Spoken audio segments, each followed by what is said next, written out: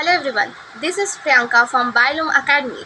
NEET 2025 का paper बस हो चुका है और ये वीडियो उन सबके लिए है जो कंफ्यूज्ड है कि पेपर का लेवल कैसा था, कैसे क्वेश्चंस आए थे, ट्रिकी थे और कट ऑफ कैसे जा सकते हैं। तो ओवरऑल पेपर की अगर मैं बात करूँ तो ओवरऑल पेपर बहुत ही हाई वेटेज था, हाई प्रेशर वाला था, मेंटली ड्रेनिंग पेपर था। बच्चे बहुत ही ज़्यादा कंफ्यूज थे, बहुत ही ज़्यादा अपसेट थे पेपर के बाद। ओवरऑल पेपर बहुत लेंदी था, टाइम कंज्यूमिंग था। अगर मैं पर्टिकुलर सब्जेक्ट्स की बात करूँ तो बायोलॉजी का क्वेश्चन जो था वो बहुत ही ज़्यादा मॉडरेट क्वेश्चन आए थे। एनसीईआरटी से डायरेक्ट क्वेश्चन थे।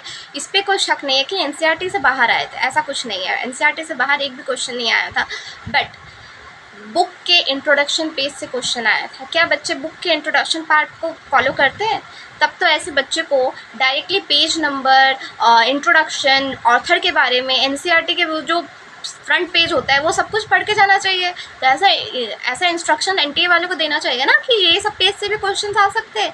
और ऐसे अचानक से ये इंट्रोडक्शन पार्ट से क्वेश्चन पूछने का क्या मतलब है कि रिडक्शनिस्ट बायोलॉजी में कैसा क्या रिएक्शन होता है, समथिंग लाइक दैट था। सेल चैप्टर का इंट्रोडक्शन पार्ट से ये क्वेश्चन आया था। बहुत ही ज़्यादा एक्सपेरिमेंटल बेस्ड क्वेश्चन आया था। रिप्रोडक्टिव हेल्थ से एक एक्सपेरिमेंटल बेस्ड क्वेश्चन था।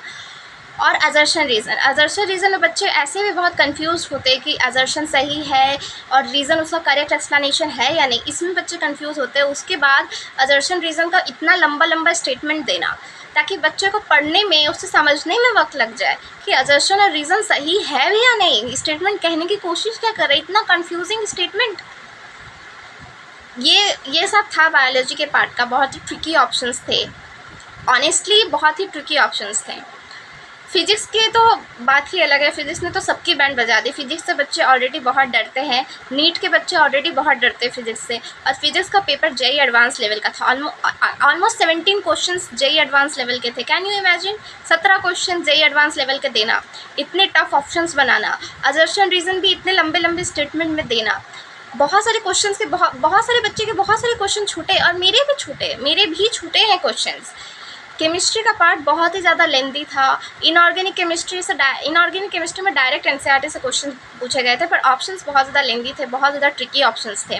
ऑर्गेनिक केमिस्ट्री जो था वो भी एनसीईआरटी से ही ऑलमोस्ट सारे रिएक्शंस आए थे, पर रिएक्शंस बहुत लेंदी था, मॉडरेट था। फिजिकल केमिस्ट्री में न्यूमेरिकल बहुत ट्रिकी थे। अगेन बहुत टाइम कंज्यूमिंग पेपर था। इतना वक्त लग गया क्वेश्चन को सॉल्व करने में कि बहुत सारे क्वेश्चन काफ़ी बच्चों के छूटे हैं और मेरे भी छूटे हैं वक्त की कमी होने की वजह से।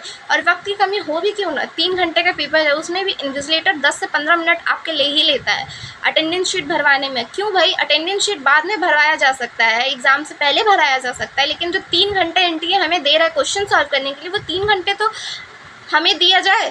पूरा का पूरा वो 3 घंटा तो हमारा हो, लेकिन उसमें भी इन्विजिलेटर डिस्टर्ब करने आ जाते हैं बार बार।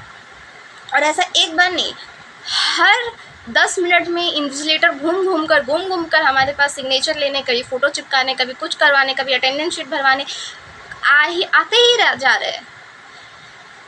मेरा ये 3rd अटेम्प्ट था और मुझे लगा कि हो जाएगा, मैं रेडी हूँ, लेकिन फिज़िक्स ने लिटरली मुझे हिला दिया। इसलिए जो लोग ड्रॉप ले रहे हैं या जो प्रिपरेशन कर रहे हैं 2026 के लिए, मैं उन्हें यही कहना चाहूँगी कि प्लीज़ फिज़िक्स को लाइटली मत लेना। फिज़िक्स और केमिस्ट्री में बहुत ध्यान देने की ज़रूरत है। फिज़िक्स में कॉन्सेप्ट क्लियर करने की बहुत ज़रूरत है और न्यूमेरिकल की जितनी ज़्यादा हो सके बिना पेन लिए सॉल्व करने की कोशिश करो। बिना पेन लिए, मतलब पेन उठाने तक का भी टाइम नहीं होना चाहिए। एक सेकेंड में क्वेश्चन सॉल्व होने चाहिए, क्योंकि इतने टाइम कंज्यूमिंग पेपर आ रहा है। एनटीए इस बार इतना टाइम कंज्यूमिंग पेपर बना रहा है, तो बिना पेन उठाए क्वेश्चन को सॉल्व करने की हैबिट बनाओ, कैलकुलेशन स्पीड को बढ़ाओ, फिजिक्स के कॉन्सेप्ट क्लियर करो। चाहे फिजिक्स तुम्हें पसंद हो ना हो, डरा रहा हो, जैसा भी हो, फिजिक्स को लाइटली नहीं लेना है। और बायोलॉजी के लिए आप मुझ पर ट्रस्ट कर सकते हो। मैं बायलूम अकेडमी पे, इस चैनल पे बायोलॉजी की NCERT line by line detail explanation video लेके आने वाली हूँ। मैं बहुत सारे क्वेश्चन प्रैक्टिस कराऊंगी एनसीईआरटी से डायरेक्ट उठाकर। इवन मैं आपको पेज नंबर, इंट्रोडक्शन, जिस तरह से एनटीए ने इस बार किया है, मैं सब कुछ उसी अकॉर्डिंग, उसी पैटर्न को फॉलो करके मैं पूरी बायोलॉजी की बुक 11th 12th दोनों बुक में पूरी की पूरी जिम्मेदारी बायोलॉजी की मेरी है। मैं आपको पूरा कंप्लीट कराऊंगी। तो बायोलॉजी के डरने की बिल्कुल भी ज़रूरत नहीं है। बायोलॉजी के बच्चे अक्सर बहुत लाइटली लेते हैं कि बायोलॉजी तो हो जाएगा, पर इस बार बायोलॉजी में भी बच्चों के पसीने छूटे हैं। इसलिए मैं बायोलॉजी को उस तरीके से पढ़ाऊंगी जिस तरीके से एनटीए क्वेश्चन बना सकता है।